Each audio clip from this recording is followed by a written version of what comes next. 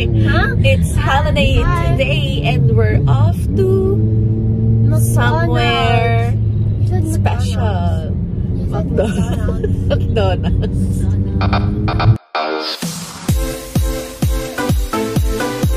So, saan nga ba kami papunta today? Pero bago ko i-reveal kung saan, bigyan ko muna kayo ng reasons kung bakit kami pabalik-balik sa cafe na to.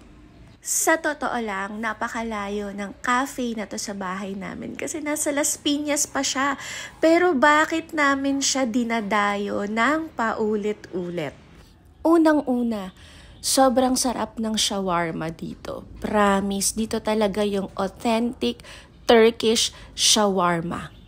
Kung naghahanap kayo ng authentic Turkish food, dito nyo talaga to matatagpuan dahil ang owners ay Turkish family at sobrang affordable compared sa mga nakasanayan nating Turkish restaurants. Kaya naman talagang sa tuwing may pagkakataon ay dumadayo kami sa cafe na to dahil simula nang matikman namin yung shawarma nila, wala na. Sila na yung number one. Sila na yung naging basihan namin ng masarap na shawarma. Kaya buti na lang, holiday today, walang traffic, so let's go! Sign na malapit na kayo sa cafe na to pag nakita nyo na ang SM Center Las Piñas. And yes, bumaba muna kami dito dahil may hinahanap kami. May kailangan kaming bilhin for the opening of CCF Gateway Next Gen. So, yep, ikot-ikot muna kami dito and then may nakita kaming magandang Christmas decor. So, picture-picture na din muna. Okay, balik na tayo sa biyahe. So, pasok tayo sa Barangay Pamplona. Pag nakita niyo yung mga tricycle na mukhang minions, nasa loob na kayo ng Barangay Pamplona. Lagpasan lang natin yung parang guardhouse na yan. And then, kakanan tayo pag nakita niyo yung University of Perpetual Help. Ayan, dire-diretso na lang tayo niyan. Wala na tayong lilikuan, as in diretso lang. So, eto na. Cafe reveal. Yes, it's Nazar Cafe. Yay! If you're familiar with Pierlot, yes, isa lang yung owners niyan. So, Nazar Cafe by Pierlot talaga siya. At ang saya ko dahil naka buy one take one pala ang shawarma today. Tara, pasok tayo sa loob. Sila nga pala yung owners. And yes, pagpasok mo pa lang, damang-dama mo na ang Turkish vibe dahil yung mga displays nila dito ay siniship talaga straight from Turkey. Majority of their ingredients are also from Turkey, kaya talagang legit, authentic ang sarap. Kaya yung mga Pinoy na gustong makakain ng authentic Turkish food talagang dumadayo dito. And meron din silang actually mga Indian food kasi may mga customers sila from India. May mga dumating nga dito kanina habang nandito kami pero hindi ko na na-videohan kasi baka hindi rin sila comfortable na vini-video sila.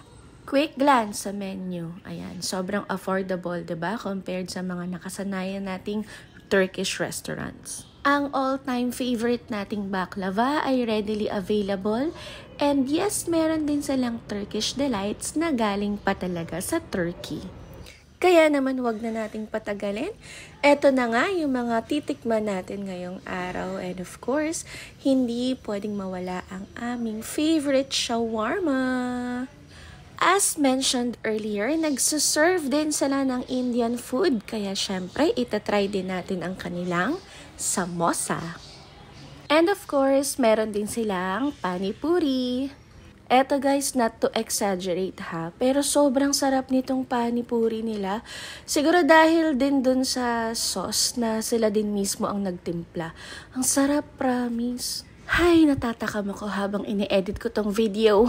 By the way, the owners are here.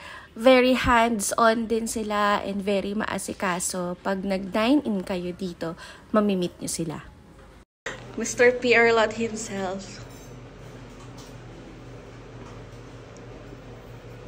Yes. Wow.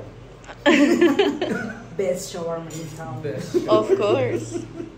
Wow. Sobrang sarap. Wow! Sobrang sarap naman talaga, kaya nga mapabata o matanda, talagang magugustuhan tong authentic Turkish shawarma. Kahit yung mga anak ko sobrang picky ng mga yan. Pero nasarapan sila sa shawarma ng Nazar Cafe. Actually, sa Nazar Cafe lang sila kumakain ng shawarma. Sa iba, hindi. Sorry! Now, it's my turn to try. This is the Turkish spring rolls. May 2 flavors yan, potato and potato cheese. Itong pinili namin yung potato cheese kasi you know naman I'm a cheese lover. And yes, may feta cheese sa loob. Yummers! Si Habi naman, hindi na nagpaawat sa shawarma. Ang tagal ko daw kasing mag-video. Kaya sinimulan niya na, ayan, sarap na sarap siya, di ba? At actually, yung sauce din kasi nila, sobrang sarap din yung garlic sauce, yung favorite ko. Kung mahilig kayo sa maanghang, yung red na bottle na yan yung hot sauce. Hot talaga. Okay, try naman natin yung samosa. According to Mr. Pierre, ganito raw ang tamang pagkain ng samosa. Tanggalin muna natin yung nasa pinaka-tip para ma-open siya and then lagyan natin ng sauce. So, yan na nga yung garlic sauce na sinasabi ko na sobrang sarap. And sa hot sauce, dahan-dahan. Kasi sobrang anghang niya talaga. Kung mahilig kayo sa maanghang, matutuwa kayo sa hot sauce nila. So, kamusta naman ang samosa? Yes, approve kay Habi.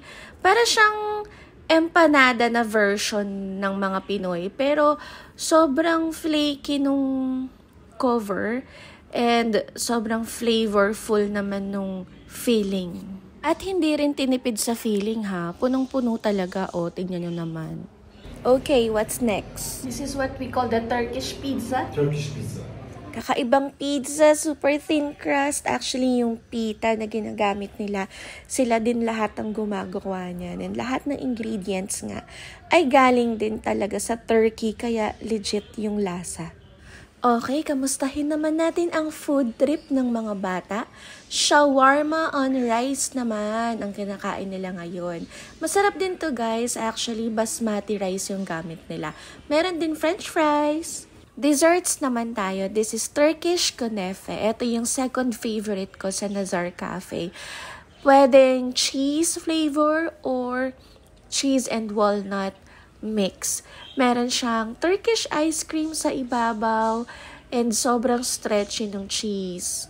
Let's try naman yung kanilang homemade Turkish yogurt with jam. So the first one is the sour cherry jam. Yan. First time ko makatry nito.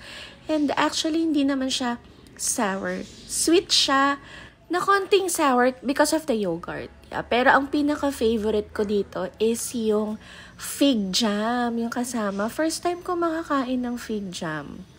And sobrang sarap talaga, guys. Kasi, again, yung mga ingredients na ginagamit nila dito, lahat yan, all the way from Turkey. Kaya kung hindi nyo pa magugustuhan yung authenticity ng Turkish food nila, ewan ko na lang.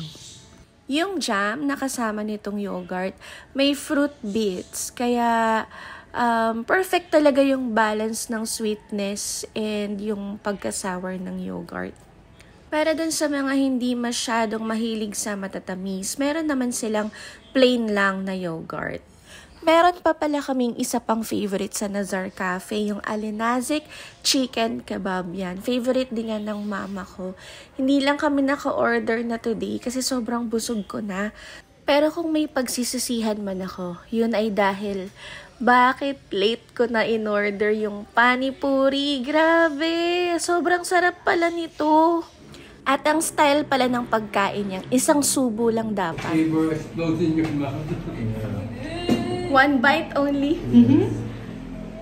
Oh. At dahil dyan, may bagong dahilan na naman ako para bumalik sa Nazar Cafe. Okay, meanwhile, mag-tea and coffee na lang muna tayo para bumaba ang kinain. Busog na busog talaga ako. Sino ba naman ang hindi gaganahang kumain kapag ganyan kasarap ang isuserve sa'yo at alam mo pa na legit, talagang authentic Turkish food. And tingnan nyo naman, maski yung kanilang mga coffee cups and saucers, galing Turkey din yan. Sobrang intricate ng design, 'di ba? So, ayun na nga, if you're looking for Turkish food na talagang authentic, legit, walang halong biro, walang halong exaggeration, ang sarap, and very affordable, don't forget to visit Nazar Cafe. Pin nyo lang yan sa inyong mga Google Maps or Waze, Nazar Cafe in Las Piñas, and hindi kayo mabibigo. God bless! Cheers! Yes! Yay!